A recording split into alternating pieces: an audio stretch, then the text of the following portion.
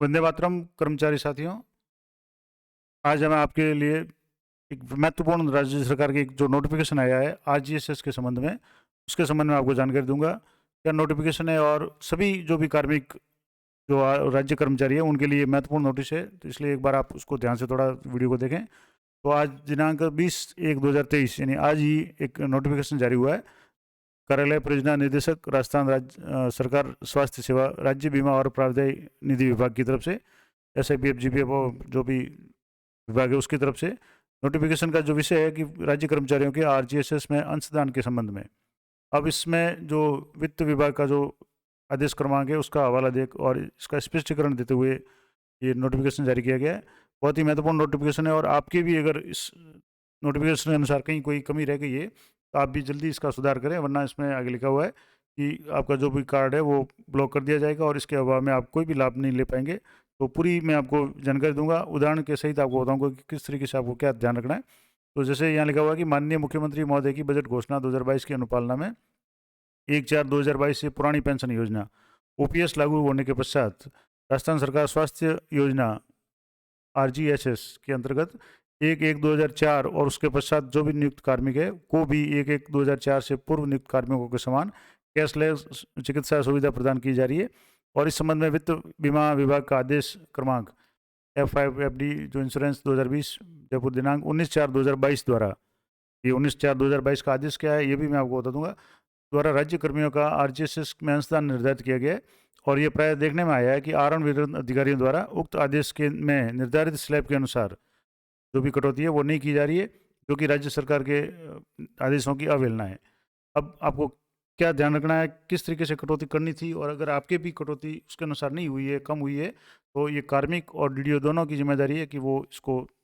थोड़ा सा ध्यान से देखें ताकि आपके बाद में कोई समस्या नहीं आए। इस संबंध में बीच में भी कुछ आदेश भी आया था और कई लोगों ने जो बकाया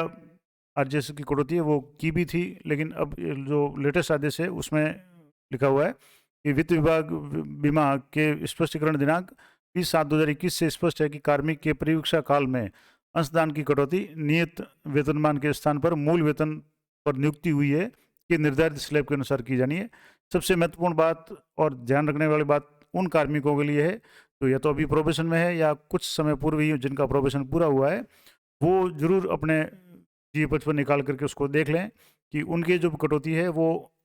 जो परिवीक्षा काल के दौरान जो फिक्स पे मिलता था उसके अनुसार हुई है या उनकी जो मूल वेतन जिस पद पे उनका नियुक्ति हुई है उसकी जो निर्धारित स्लैब है उसके अनुसार। अब इसको मैं एक उदाहरण से भी आपको समझाऊंगा। तो अब जैसे इसमें और लिखा हुआ है,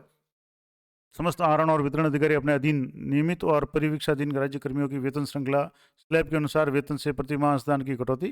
वित्तीय बीमा विभाग के आदेश क्रमांक FD जो भी 19/4/2022 के अनुसार किया जाना सुनिश्चित करेंगे। साथ ही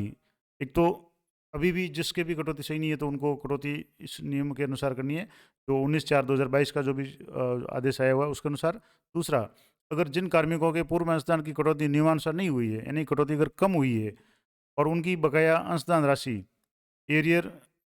पे मैनेजर या प्री पे मैनेजर PRI पे मैनेजर के माध्यम से माह फरवरी दे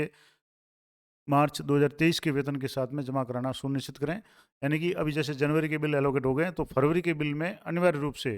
जो फरवरी का बिल मार्च में दे होगा जो भी बकाया कटौती है उसको एरियर के रूप में जमा करानी है। और जिन कार्मिकों का वेतन पे मैनेजर या PRI पे मैनेजर से आहरित होता है उनकी RGSS कटौतियाँ या एरियर है वो E-ग्रास चालान के माध्यम से स्वीकार्य नहीं होगी। यानी कि यहाँ लिखा हुआ है कि फरवरी माह का जो वेतन होगा जो मार्च 2023 में दे होगा, यानी अगले महीने का जो भी वेतन होगा उसके साथ में एरियर के रूप में ये जमा करवानी है, तो ये विशेष ध्यान रखें। अब इसमें एक और निर्णय है कि कार्मिकों की अंशदान की कटौती राशि निर्धारित स्लैब के अनुसार नहीं होने की स्थिति में ऐसे कार्मिकों के RGSS कार्ड ब्लॉक कर दिए जाएंगे, जिसके अभाव में वे योजना का लाभ प्राप्त नहीं कर सकेंगे। इसकी समस्त जिम्मेदारी संबंधित आहरण वितरण अधिकारी यानी DDO और कार्मिक की होगी। ये निदेशक राज्य बीमा प्रावधायी निधि विभाग की तरफ से महत्वपूर्ण आदेश है कि आपको खास करके ये आदेश प्रोबेशनर जो भी है या प्रोबेशन जिनका पूरा हो चुका है कुछ दिन पहले या अभी भी जो प्रोबेशनर है उनके लिए महत्वपूर्ण है। अब उसको मैं एक उदाहरण से समझाता हूँ कि जैसे ये जो वेतन जो पे चार्ट है 7th पे का, अगर मान लो जैसे कोई तृतीय श्रेणी शिक्षक पे कार्मिक लगा हुआ है जिसका फिक्स जो पे है वो अभी जैसे 23,700, यानी जैसे यहाँ यहाँ आप देखेंगे, इसको मैं थोड़ा सा जूम करके आपको बता दूँ कि अगर मान लो आप यहाँ से देखेंगे तो लेवल 10 का अगर कोई कार्मिक है तो उसको बेसिक जो है वो अभी जो फिक्स पे मिल रहा है 23,700, ठीक है, और जबकि उसकी जो वास्तविक जो पद के अनुसार इसका जो मूल वेतन है वो 33,800 है।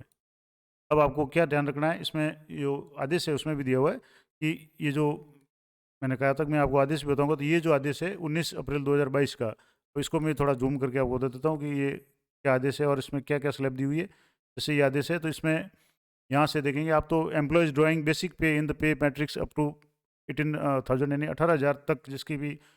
बेसिक पे है उनको 265 रुपये कटवाने हैं। Employ drawing basic pay in the pay matrix वो 18,000 लेकिन अप टू 33,500 यानी 33,500 तक जिनका मूल वेतन है उनको 440 रुपये कटाने हैं। अब समस्या क्या है या गड़बड़ कहाँ हुई है, तो मैं आपको वो दे देता हूँ, वो ये थोड़ा ध्यान से आप देखें कि जैसे कोई प्रोबेशनर 3rd ग्रेड में था तो उसको 23,700 जो बेसिक मुझे जो फिक्स पे मिल रहा था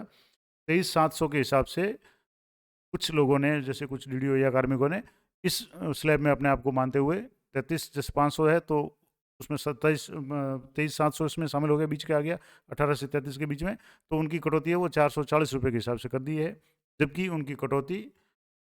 33,800 के हिसाब से करनी थी, तो 33,800 का मतलब 33,500 से ऊपर हो गया और 54,000 तक है तो 658 करनी थी, जिसकी कटौती इन्होंने 440 कर दी है, और जबकि करनी थी 658। एक बार मैं पुनः आपको बता दूं, जैसे ये जो 7th पे का जो चार्ट था इसमें जैसे यहाँ जो L10 है उसका 33,800 है और 33,800 के हिसाब से करनी थी, जबकि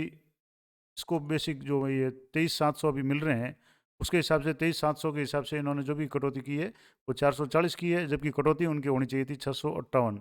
उसका जो भी डिफरेंस है उसका एरियर है, वो पहले भी एक आदेश आया था और पिछले साल भी जमा किया था, लेकिन इस बार भी अगर किसी के गैप है, डिफरेंस है, तो आपको जो भी डिफरेंस है उसको आपको अगले महीने जो फरवरी का वेतन बनाएगा उसमें आपको अनिवार्य रूप से ये जमा कराना है। ये इसमें स्पष्ट लिखा हुआ है। एक बार आपको और मैं आपको इसको थोड़ा सा वापस मिनिमाइज करके बता देता हूँ कि किस तरीके से आपको करना है। यहाँ जो लिखा हुआ है कि जो भी उनकी बकाया अंशदान की राशि, बकाया अंशदान का मतलब जो डिफरेंस है वो एरियर के रूप में पे मैनेजर या पीआर पे मैनेजर के माध्यम से फरवरी माह के वेतन जो मार्च दे 2023 में दे होगा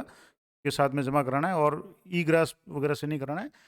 जो भी सैलरी बिल बनेगा पे मैनेजर उसी से कटौती की जानी है, तो ये विशेष ध्यान रखें। और इसमें वही बात है कि जो भी प्रोबेशनर है उनको अपना जो मूल वेतन है,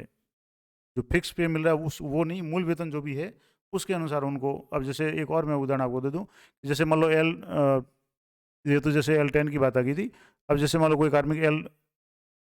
L11 में है, जैसे इसकी 37,800 जिसका मूल वेतन होना चाहिए, जबकि अभी उनको जैसे L11 में कोई कार्मिक है तो उनको अभी मिल रहे जैसे 26,500 मिल रहे हैं, तो 26,500 के हिसाब से लोगों ने जो भी कटौती है वो 26,500 के हिसाब से यहाँ से आप देखेंगे तो 26,500 के हिसाब से जो भी कटौती है वो 440 हो रही है, जबकि वास्तव में उनका जो बेसिक मूल जो पद है या मूल जो वेतन है वो ज़्यादा है, तो उसको 658 की जो कटौती करानी थी। ये विशेष आप ध्यान रखें। अगर आपके भी ऐसी कोई है बात है तो आप ज़रूर इसको एक बार चेक कर लें कि कहीं आपकी डिफरेंस तो नहीं है, और है तो आप इसको ज़रूर इसको अपडेट करें। नहीं तो इस नियम के अनुसार, इस आदेश के अनुसार आपकी जो भी आरजीएसएस कार्ड है वो ब्लॉक कर दिया जाएगा, और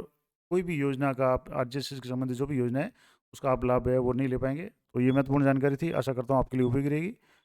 इसी तरह की इंपॉर्टेंट और अपडेटेड जानकारी के लिए चैनल पर बने रहें। मिलते हैं नेक्स्ट वीडियो में, तब तक जय हिंद, जय भारत।